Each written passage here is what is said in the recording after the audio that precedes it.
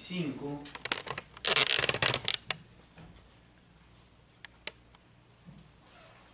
Y les voy a pedir para que me acompañen en la lectura del versículo 5 con su vista. Yo lo leo en voz alta.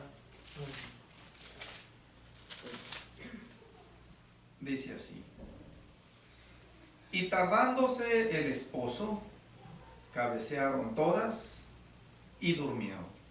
Amén. Tomen su asiento. Es un versículo muy sencillo, parece ser que es el versículo más corto de esta parábola de las 10 vírgenes que estamos viendo.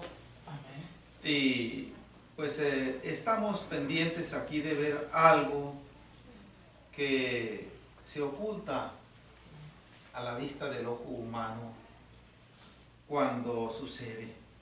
Y tardándose el esposo es una expresión que nos está indicando de alguna manera que la venida del Señor no es como dijo el apóstol Pablo acá en Primera de Tesalonicenses.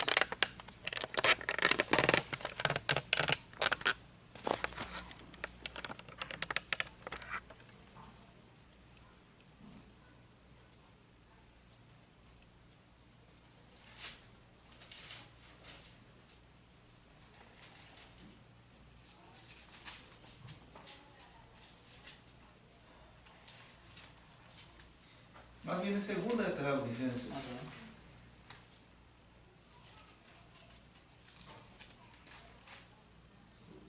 Versículo 1 y versículo 2.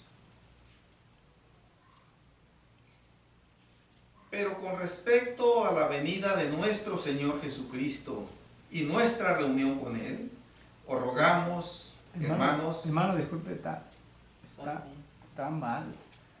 Dijo Segunda Tesalonicenses 1. Segunda Tesalonicenses 2:1. Ok. Primero le había dicho primera 4, pero rectifiqué y si les dije capítulo 1, disculpen hermanos, es capítulo 2, versículo 1 y versículo 2.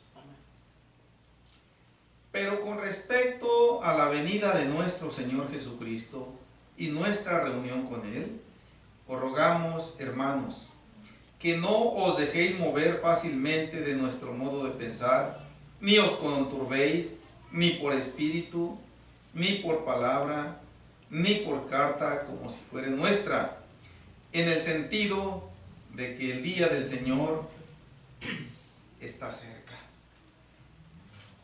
En el sentido de que el día del Señor está cerca. Esta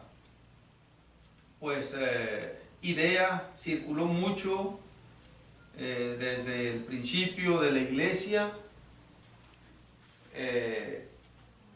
Muchos hermanos pensaban que el Señor Jesucristo iba a volver pronto. Y aquí el apóstol Pablo les está diciendo que no se dejen engañar de esas falsas enseñanzas. Van a suceder cosas visibles y entendibles para la iglesia que mientras no sucedan, el Señor Jesucristo no va a venir. Entonces, acá en Mateo capítulo 25, donde leímos, y tardándose el esposo, pues nos está diciendo eso precisamente el Señor a través de la parábola, que su venida no va a ser de acuerdo a la creencia del ser humano.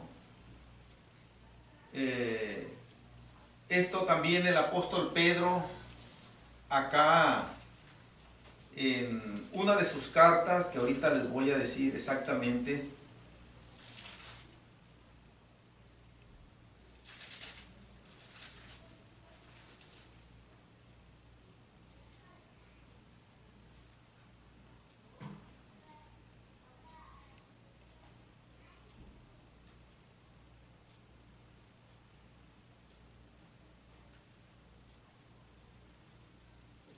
Es en la segunda de Pedro, capítulo 3.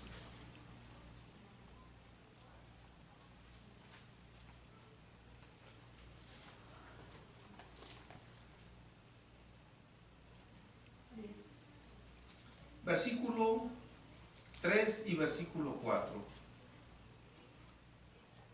Dice así: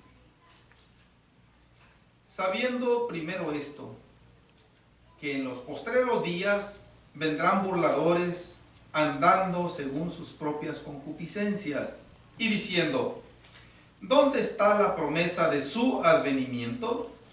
Porque desde el día en que los padres durmieron, todas las cosas permanecen así como desde el principio. En ese espíritu de inquietud de que el advenimiento, que es una palabra sinónima de venida, tenían algunos hermanos, pero aquí el apóstol Pedro nos está diciendo cuál era la fuente de enseñanza. Eran enseñadores, que él llama aquí burladores, que andan en sus propias concupiscencias, o sea, según sus ideas personales. Están diciendo, pues, que ¿dónde está la venida del Señor? O sea, se está tardando mucho. Entonces, el Señor Jesús, vamos otra vez a Mateo 25, con esta expresión que no es casualidad aquí, y tardándose el esposo, nos está diciendo que su venida va a ser más allá de las expectativas del sentir o del creer humano. Y lo que nos dice a continuación, pues ya vimos. Cabecearon, hermanos, es una manera de decir el momento próximo a la muerte. Aquí, en el simbolismo de la parábola, el cabecear es lo que precede al quedarse uno dormido regularmente. Pero en el simbolismo de la parábola nos está diciendo que ya se acerca ese momento de la partida. Ahora, y se durmieron. Este momento es crucial en el simbolismo de la parábola. En la literalidad de ella, pues, ya dijimos, simple y sencillamente, la persona se queda dormida. Aquí, nosotros, si no nos proponemos adentrarnos en estas palabras, más allá de lo que literalmente expresan, vamos a ver simplemente a las 10 vírgenes que empiezan a cabecear, y si acaso habrá alguna diferencia de segundos o de minutos en lo que se van quedando dormidas una tras otra, hasta que se queda dormida la número 10 y ahí quedan todas dormidas. Pero en el simbolismo esto no es así. En el simbolismo, esta expresión "y se durmieron" se está refiriendo, hermanos, acordémonos que las 10 vírgenes vienen ejemplificando, vienen simbolizando a toda la humanidad. Pero las 10 vírgenes, las 5 vírgenes prudentes simbolizan a la iglesia del Señor Jesucristo, a cada uno de los creyentes sinceros, verdaderos, que le acreditaron al Señor esa fe viva, que en los momentos difíciles de la vida no le dieron la espalda, sino que aprendieron a confiar más en Él. Y las 5 vírgenes insensatas, pues esto ya lo estoy repitiendo porque ya lo mencioné, pero lo voy a repetir otra vez, simbolizan al mundo creyente religioso que caminó de una manera simulada. Y también simbolizan a muchos creyentes verdaderos que comenzaron a servirle al Señor en espíritu y en verdad, pero que no perseveraron. Como dijo el Señor en Mateo 24:13, mas el que persevere hasta el fin, este será salvo. No perseveraron. En un momento de desgracia, de tragedia, decidieron volverse atrás. Y vinieron a quedar en peor condición que si ellos nunca hubieran creído. Bien, pero otra parte se está refiriendo a la humanidad que no profesó ninguna religión, que no se bautizaron, que no se comprometieron de ninguna manera con el Señor a servirle, sino que simple y sencillamente toda la vida rechazaron el Evangelio. Y también esas personas están incluidas dentro de las 5 vírgenes insensatas. Hecha esta, pues, mención enfáticamente, vamos a ver pues qué es lo que sucede una vez que se durmieron.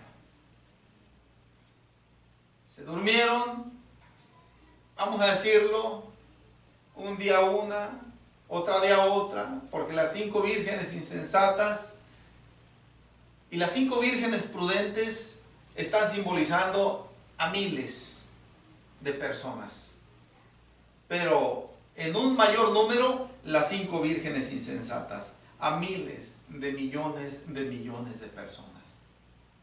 Y fueron muriendo día tras día, día tras día. Pero, ¿qué es lo que sucede? Esta es una pregunta muy importante que todos debemos interesarnos en saber. ¿Qué es lo que sucede después de que nosotros morimos, después de que damos el último respiro, después de que el Señor recoge el espíritu de vida que nos mantiene activos aquí? Hay muchas creencias, pero todas resultan falsas si no se ajustan a lo que la palabra de Dios nos enseña respecto a eso. Y ciertamente la palabra de Dios no nos da detalles especiales sobre esto, pero sí nos dice con toda claridad qué es lo que sucede después de que la persona fallece. Ya vimos nosotros en enseñanzas seriadas la parábola del rico y Lázaro de Lucas capítulo 16, y voy a leer ahí para efecto de empezar a abrir la cortina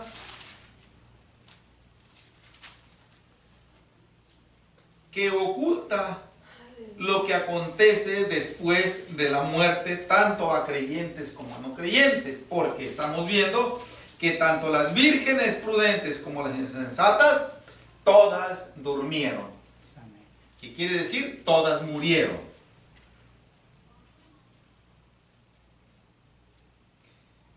Es Lucas capítulo 16, versículo 22. Aconteció que murió el mendigo y fue llevado por los ángeles al seno de Abraham. Y murió también el rico y fue sepultado. Y en el Hades alzó sus ojos, estando en tormentos, y vio de lejos a Abraham y a Lázaro en su seno. Hasta aquí nada más, hermanos. no quiero pues entrar en lo que es el mensaje completo de esta parábola del rico y Lázaro. Solamente estos dos versículos que nos están ilustrando, si no con detalles como ya mencioné, pero sí nos están diciendo las realidades que hay después de la partida, tanto para el creyente que le sirvió a Dios con sincero corazón, como para aquel que no le sirvió. Y aquí en esta parábola, como en todas las parábolas, hay simbolismos, hay mensajes espirituales. En esta no puede faltar. El mendigo llamado Lázaro, en esta parábola, que esa palabra Lázaro quiere decir Dios ha ayudado, o aquel a quien Dios ayuda. Es una palabra, es un nombre griego, Lázaro, que quiere decir Dios ha ayudado.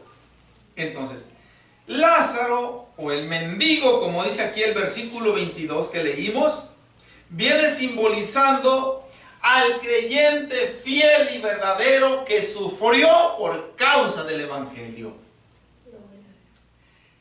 Y Abraham viene simbolizando ese lugar de bendición que le espera por toda la eternidad a ese creyente fiel y verdadero. Por eso dice que fue llevado por los ángeles al seno de Abraham. No es que haya sido puesto en el seno literalmente de Abraham, sino que Abraham simboliza el cielo mismo aquí. Ahora, el Hades es la palabra griega que equivale al Seol en hebreo y que quiere decir lugar de los muertos. El Hades es el lugar en donde el rico fue a dar después de que fue sepultado, después de que murió. Aquí dice que fue sepultado, pero esto fue después de que murió. Fue a dar al infierno mismo. El rico viene simbolizando aquí a todo aquel ser humano que vivió de una manera egoísta para su lujuria material, para su bienestar, sin haberse dispuesto a ver por los demás como lo manda el Señor. Amarás a tu prójimo como a ti mismo. Y el rico en ningún momento se movió por esa línea. Murió en su concupiscencia terrenal y fue a dar al Hades o al infierno.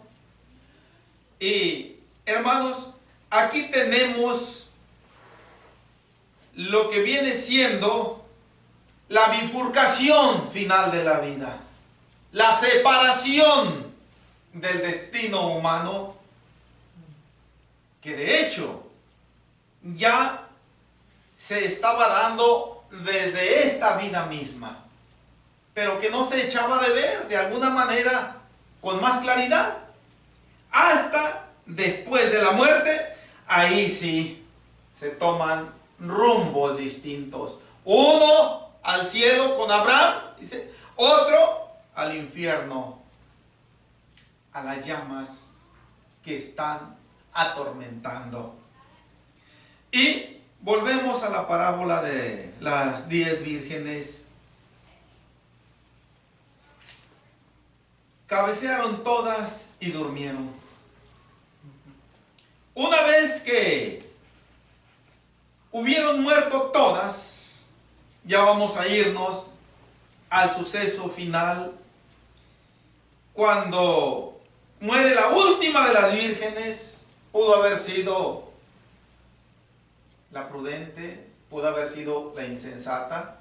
No nos dice aquí el versículo 5, nada más dice que se durmieron, pero no nos detalla si la que se durmió al último fue una de las prudentes o fue una de las insensatas. A final de cuentas, no nos hace falta saber eso. Lo que sí debemos saber, y es muy importante, ¿qué sucedió después? ahí se quedaron. El ojo humano ya no tiene la capacidad para alcanzar a ver más allá. Solamente alcanza a ver este cuerpo que queda sin vida y en el mejor de los casos es puesto en un ataúd y llevado a un sepulcro en un cementerio.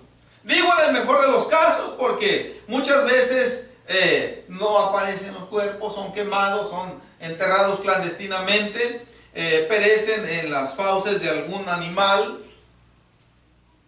desintegrados por alguna explosión, etcétera, algún incendio, y no hay manera de darles una sepultura conforme a las leyes terrenales. Pero sea una cosa o sea otra, ahí quedan dormidas. Quedan los cuerpos ya muertos. Pero los cuerpos quedan ahí, vamos a decirlo, en la sepultura. Pero lo que no queda en la sepultura es el alma y el espíritu. Ya nos dijo Eclesiastés, ya vimos en Eclesiastés, vamos a verlo una vez más. En el capítulo 12,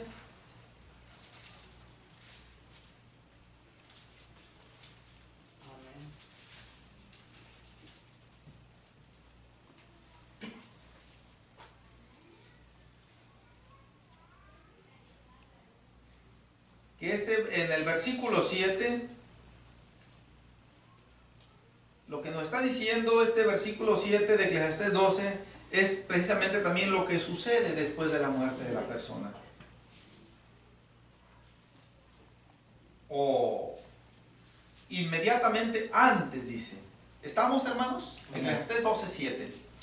Y el polvo vuelva a la tierra como era, y el espíritu vuelva a Dios que lo dio. Esta es una serie de menciones como si el predicador usara una misma fórmula para mencionar y antes de antepone esa expresión, y aquí en obvio de repeticiones no la pone en el versículo 7, pero si nosotros la podemos tomar y no alteramos. Desde el mismo versículo 1 de este capítulo empieza el antes. Dice: acuérdate de tu Creador en los días de tu juventud, antes que vengan los días malos. Verso 2, antes que se oscurezca. Y así hace una serie de narración. Vuelve en el versículo 7, antes que la cadena de plata se quiebre, y antes de que el polvo vuelva a la tierra como era, y el espíritu vuelva a Dios que lo dio. Antes, ¿qué hay que hacer? Dijo en el versículo 1, acordémonos de nuestro Creador en los días de nuestra juventud. Es el mejor tiempo, porque son en esos días cuando se entra en el conocimiento, en el discernimiento del bien y del mal, lo que es pecado. Y es ahí en donde el alma necesita refugiarse en el Creador para que la libre de esa contaminación espiritual y mortal. Pero el énfasis aquí es que el espíritu vuelve a Dios, el polvo vuelve a la tierra. Eso es lo que espera a estos dos elementos que forman nuestro ser. Pero hay un tercero, que es el alma, que ni va a Dios en ese momento, ni se queda en la tierra, en la sepultura. El apóstol Pablo nos da una guía en 2 de Corintios capítulo 5,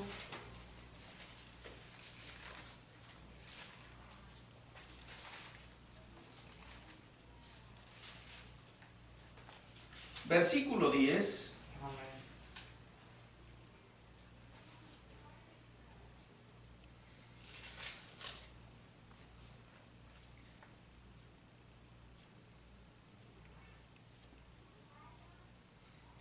versículos previos el apóstol Pablo viene hablando sobre esa separación, sobre la ausencia o sobre la presencia, sobre la partida o sobre la permanencia en este cuerpo.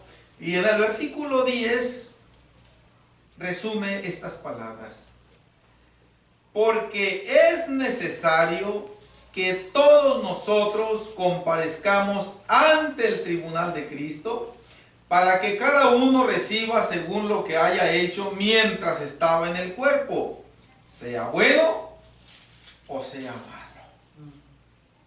Aquí está incluyendo, como en la parábola de las 10 vírgenes, a toda la humanidad responsable de pecado.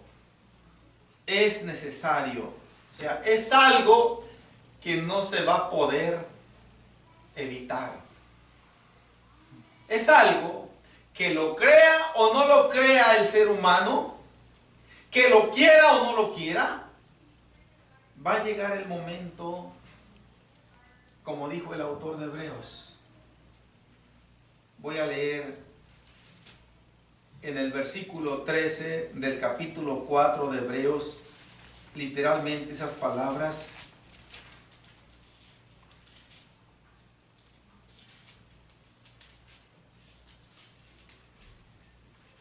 Que no hace mucho que estuvimos viendo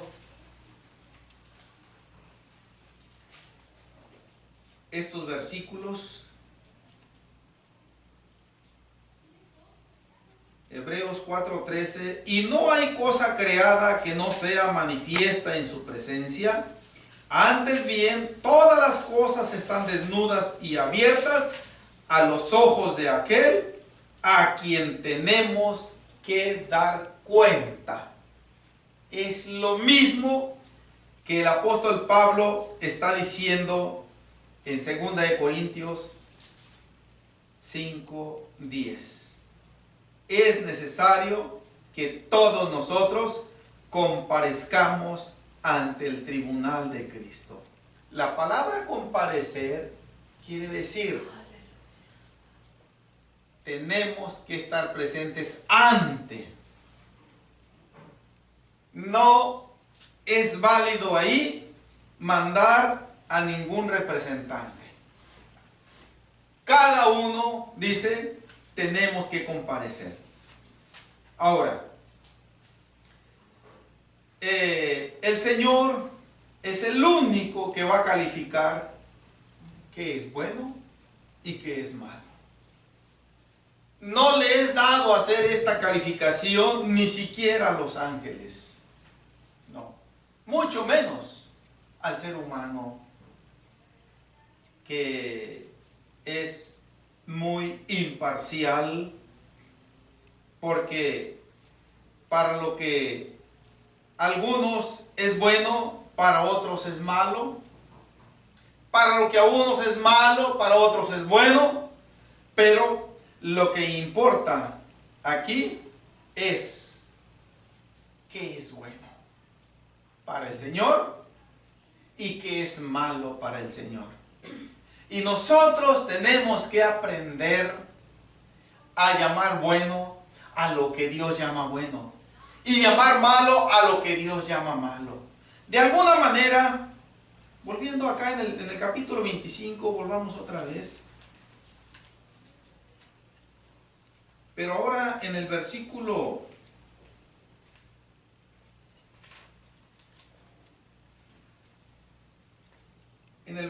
35 en adelante, para tener una idea, hermanos, de lo que es bueno ante Dios.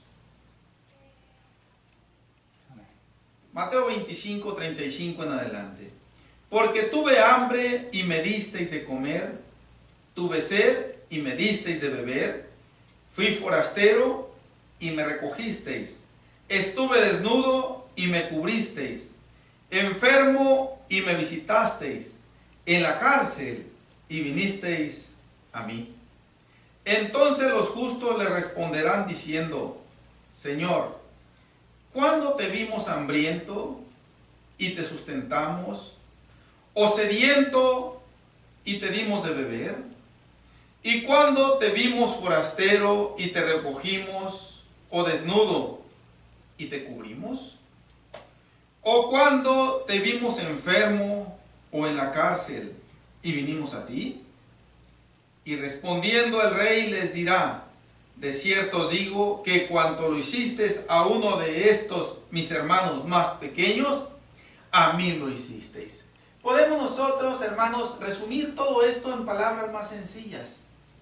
Lo bueno, todo esto es bueno ante el Señor.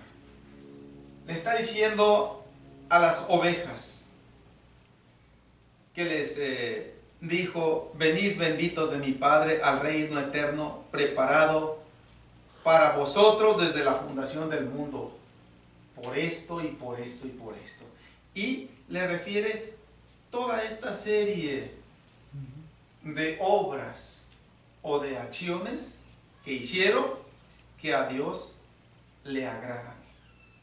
Y todas estas nosotros podemos decirlas, mis hermanos, fue la disposición de hacer misericordia para con aquel que estaba necesitado, para con aquel que estaba en diferentes necesidades. Y creo que de alguna manera, mis hermanos, todo esto, cada una de estas obras buenas, que aclaro, estas no nos dan la salvación. Estas lo que vienen a hacer es confirmar la fe del verdadero creyente. Nada más. Bien. Pero cada una de estas obras que el Señor menciona aquí, creo que todos los creyentes, los que profesamos servirle al Señor, ya debimos haberlas experimentado en nuestra vida propia, de alguna manera. Cuando menos una cada una. Y haciendo una memoria mental, un recordatorio mentalmente, podemos nosotros encontrar ese registro. Debe estar en el registro de nuestra vida. Y en caso de que no llegue a estar, hermano, pues es preocupante esto. Tenemos que movernos por ese lado por fe, gloria a Dios. Ahora vamos a ver qué es lo que el Señor llama malo. Porque el apóstol Pablo dice allá en 2 Corintios 5:10, para que cada uno reciba lo que haya hecho mientras estaba en el cuerpo, sea bueno o sea malo. Ya vimos esto, que es bueno. Ahora lo que es malo. Lo que es malo, en obvio de repeticiones o de lectura innecesaria, mis hermanos, es lo contrario de lo que acabamos de decir. No dio de comer al hambriento, de beber al sediento, de vestir al desnudo, de visitar al enfermo, de visitar al preso, etc. Todo lo contrario. Eso es lo que el Señor llama malo. En otras palabras, no moverse a misericordia cuando ve la necesidad del prójimo. Eso es. Ahora, vamos, hay algo acá en 2 Corintios 5:10 que quiero recalcar.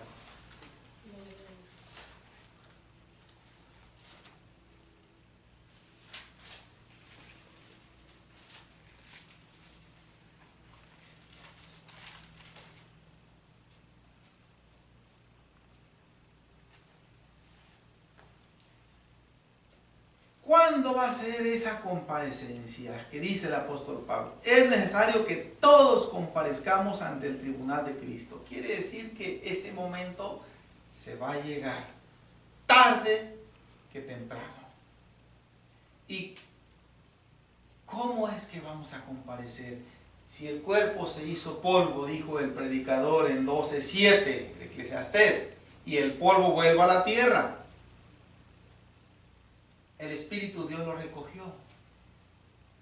El alma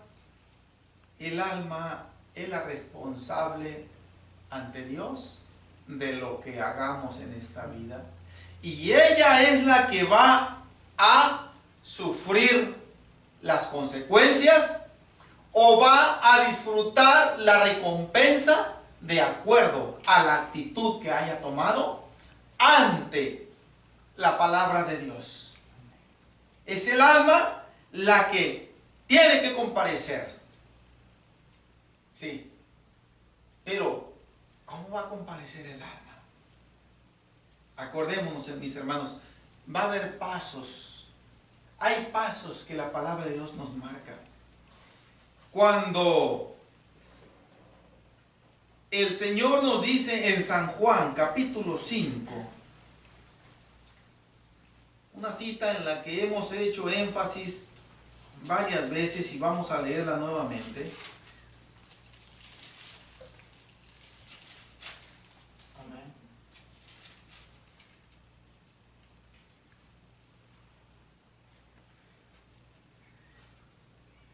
San Juan, Evangelio de San Juan, capítulo 5.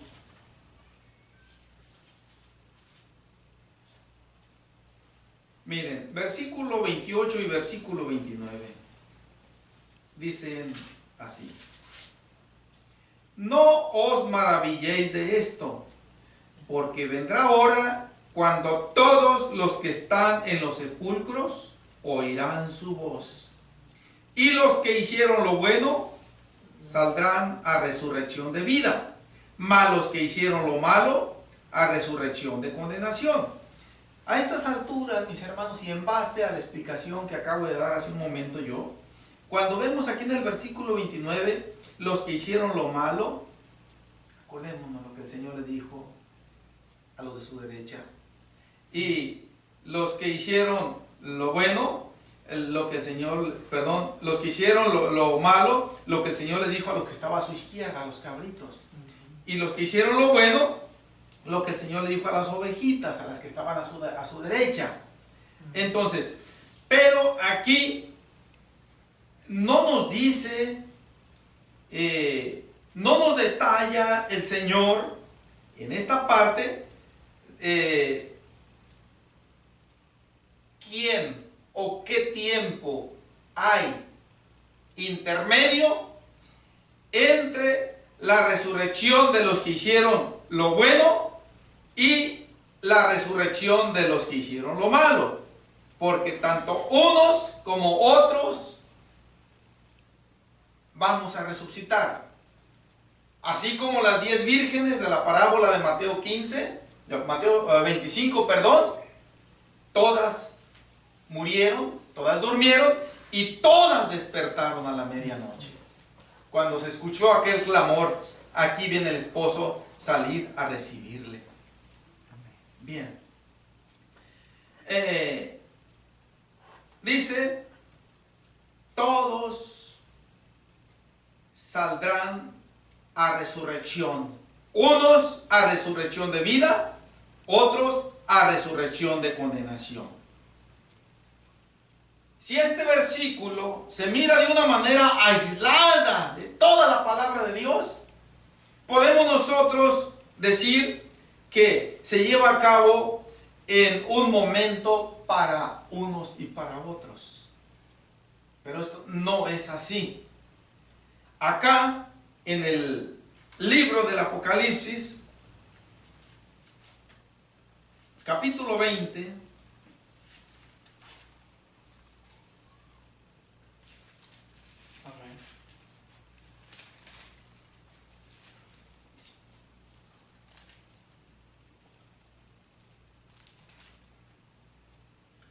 versículo 4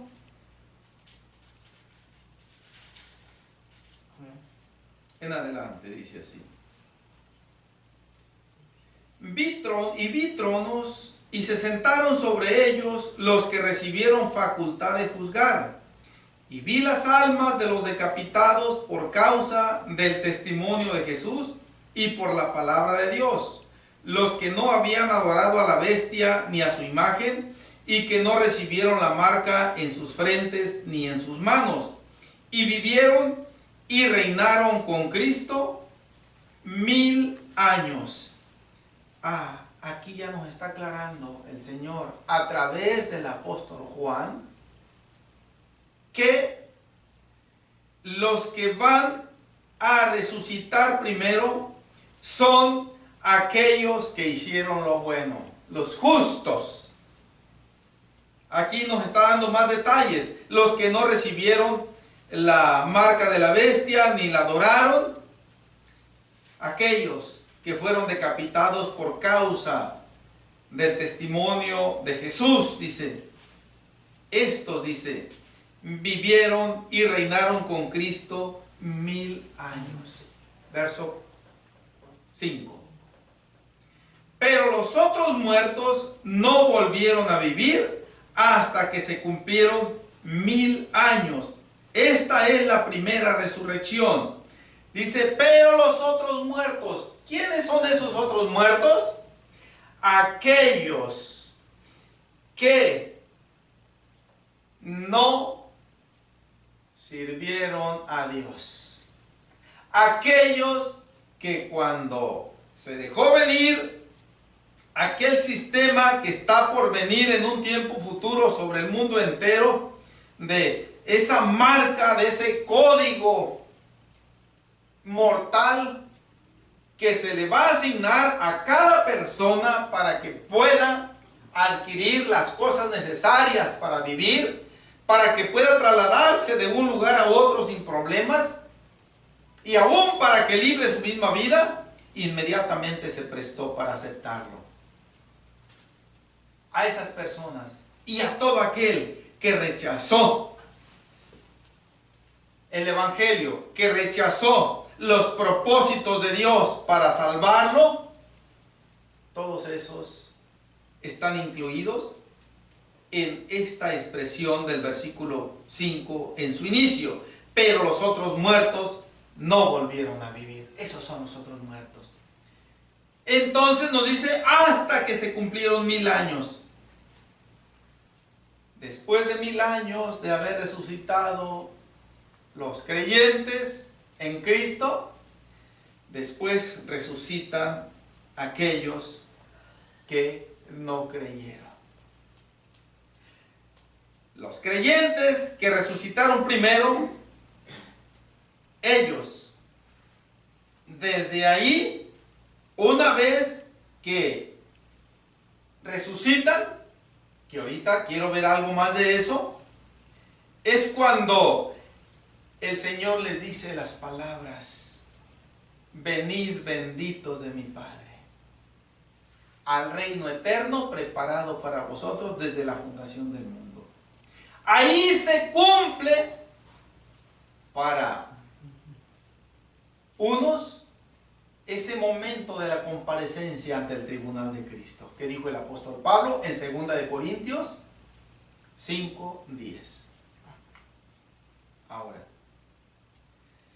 estos que toman parte en la segunda resurrección, que nos dice el versículo 5, estos ciertamente van a comparecer también ante el tribunal de Cristo, porque así dijo el apóstol Pablo, es necesario. ¿Ah? Y el autor de Hebreos en 4:13, tenemos a quien tenemos que dar cuenta.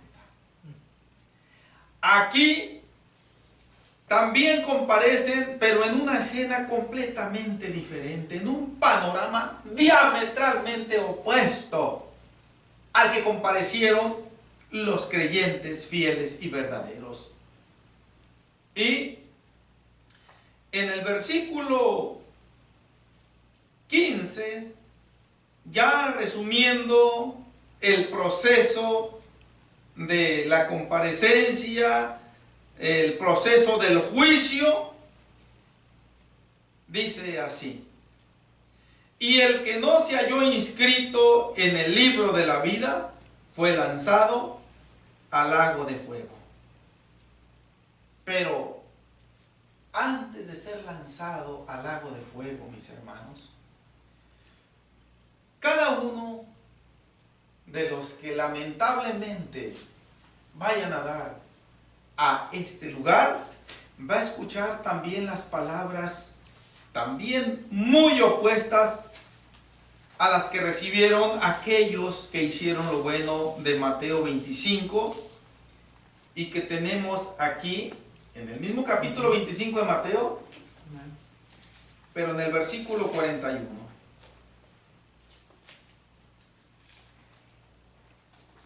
Estamos uniendo esos cabos que están dispersados en la palabra de Dios, esos eslabones los estamos uniendo para tener la idea completa. Mateo 25, 41. Entonces dirá también a los de la izquierda: apartados de mí, malditos, al fuego eterno, preparado para el diablo y sus ángeles. Estas son las palabras que van a escuchar todos aquellos que no se hallen inscritos en el libro de la vida, que nos dice Apocalipsis 20, 15. El diablo y sus ángeles, la bestia y el falso profeta, que nos dicen ahí en el versículo 10, ya van a estar allí en el lago de fuego. Y cada uno de aquellos que lamentablemente sea lanzado a ese lugar, va a poder por fin conocer a ese personaje por toda la eternidad, pero ya sin ninguna posibilidad de hacer rectificación alguna. No hay palabras, no hay expresiones para mencionar el extremo del sufrimiento que habrá. Como tampoco hay palabras ni expresiones para expresar el extremo del gozo que va a embargar a aquellos que tomemos parte de la primera resurrección, y que el Señor nos ayude y tenga de nosotros misericordia. Mis hermanos, pero quiero ver algo antes de terminar la predicación. ¿Cómo van a comparecer tanto unos como otros? La resurrección es una palabra que quiere decir volver a vivir. Y para que algo vuelva a vivir, primero tiene que morir. De otra manera, no puede llevarse a cabo ese acontecimiento. Nosotros, mientras estemos vivos, no podemos resucitar. Tenemos que morir primero físicamente. Bien. Aquí en Mateo capítulo 24,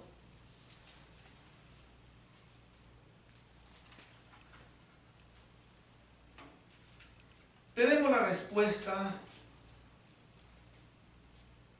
de cómo otra vez, mis hermanos, ya lo vimos allá en San Juan 5, 28 y 29. Si es necesario, vamos a ir para entender un poco más, pero vamos primero viendo aquí Mateo 24, 29 en adelante. E inmediatamente después de la tribulación de aquellos días, el sol se oscurecerá y la luna no dará su resplandor, y las estrellas caerán del cielo y las potencias de los cielos serán conmovidas. Entonces aparecerá la señal del Hijo del Hombre en el cielo, y entonces lamentarán todas las tribus de la tierra y verán al Hijo del Hombre viniendo sobre las nubes del cielo con poder y gran gloria. Y enviará a sus ángeles con gran voz de trompeta, y juntarán a sus escogidos de los cuatro vientos, desde un extremo del cielo hasta el otro. Aquí va a suceder algo único y sobrenatural, que solamente el poder de Dios puede hacer. Con la venida del Señor Jesucristo, todos aquellos, vamos a hablar ya con una palabra en singular que incluye lo plural.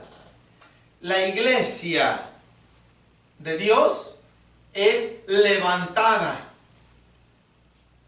Sí. ¿Cómo es levantada? Bueno, aquí nos está detallando ahora sí el Señor.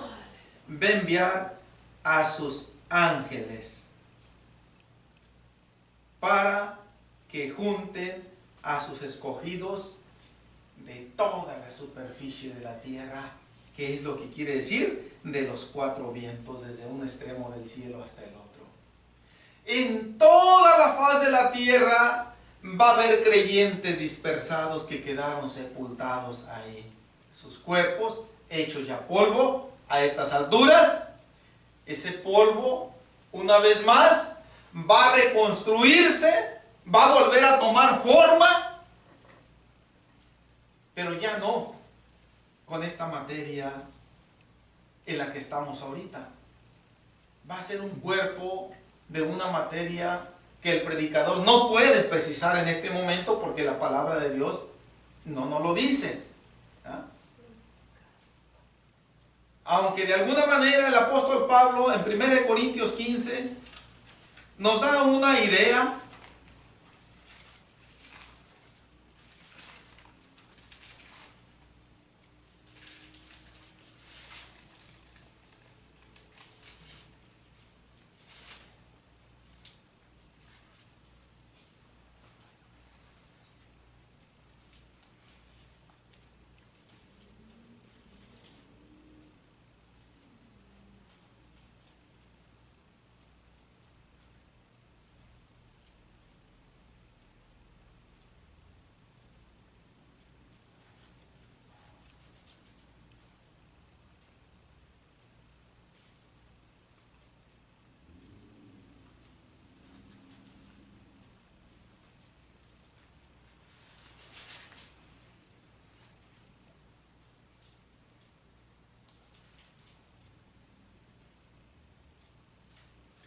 En el versículo, estamos en 1 Corintios 15, mis hermanos. Amén. Acompáñenme del versículo 50 en adelante. Dice así: pero esto digo, hermanos, que la carne y la sangre no pueden heredar el reino de Dios, ni la corrupción heredará la incorrupción. Aquí está la afirmación de que definitivamente en esta materia, en este cuerpo, no vamos a resucitar, porque esto no puede entrar en el reino de los cielos. Bien, verso 51. He aquí os digo un misterio. No todos dormiremos, pero todos seremos transformados. En un momento, en un abrir y cerrar de ojos, a la final trompeta, porque se tocará la trompeta, y los muertos serán resucitados incorruptibles, y nosotros seremos transformados. Aquí está haciendo mención el apóstol Pablo de una manera muy clara en cuanto a que cuando resucitemos por el poder de Dios, vamos a resucitar con un cuerpo que va a ser de un material muy diferente a este que tenemos ahorita. Va a ser un material, si podemos usar esta palabra, o de una materia que va a soportar la eternidad para siempre, jamás. Que no va a deteriorarse por el transcurso de los miles de millones de siglos, de milenios, etcétera. Va a ser toda la eternidad. Sí. Dice la parte final del verso 51. Todos seremos transformados. Y eso quiere decir que va a haber un cambio de esta constitución humana. Nos dice que los muertos en Cristo van a ser resucitados, y los creyentes que estén con vida aquí sobre la tierra, soportando los embates de Satanás y del mundo entero, dice, solamente van a ser transformados. podemos nosotros ver esto en cámara lenta. Los creyentes muertos, que estén en los sepulcros o fuera de los sepulcros, como sea, salen a la superficie de la tierra, transformados con un cuerpo, vamos a decir, si se permite con la debida reverencia, con un cuerpo angelical, de esos ángeles de Dios. Y en ese mismo momento, los creyentes que están con vida todavía, que no murieron, dicen, son transformados en esa misma materia en que resucitaron los creyentes. Y tanto resucitados como transformados, ya estamos todos sobre la superficie de la tierra. Ahora vienen los ángeles de Dios. Vámonos al encuentro con el Todopoderoso en los aires, hacer una fiesta. Ese es el proceso viéndolo en cámara lenta. Y después, hermanos, del encuentro en el aire, descendemos aquí a la tierra para vivir 1000 años. Sí, 1000 años que se nos van a hacer cortitos, gloria a Dios. Y después de los 1000 años, el juicio de los impíos, y después de eso, al cielo, a la eternidad. Ese es el proceso, mis hermanos, que no se alcanza a ver. Volvamos otra vez a Mateo 25:5, ya para concluir, y así terminamos la predicación. En Mateo 25:5, y tardándose el esposo, cabecearon todas y se durmieron. Todo lo que yo mencioné es solamente hasta que estas 10 vírgenes despiertan, que no hemos llegado allá todavía. Esto nos lo va a decir el versículo 6, que es el que sigue. Más bien va a ser el versículo 7 que nos va a concretizar, aunque ya el versículo 6 ya nos introduce a esa escena del despertar, que con lo que hemos visto ya podemos irla visualizando nosotros, visualizando como la resurrección que se lleva a cabo con sus intervalos de tiempo de separación, y lo que sucede cuando despiertan tanto las prudentes como las insensatas, mis hermanos. Pero vamos a dejar lo que sigue del versículo 6 en adelante para la siguiente predicación. Si en lo predicado en este tiempo hay dudas, hay preguntas, yo les voy a pedir que en la oportunidad que haya, exteriorícenlas. Esto, como dijo el apóstol Pablo, os digo un misterio. Son cosas, son sucesos que todo creyente sincero ya lo da por un hecho. Nosotros lo damos por un hecho que va a suceder así. No necesitamos que nos lo compruebe nadie.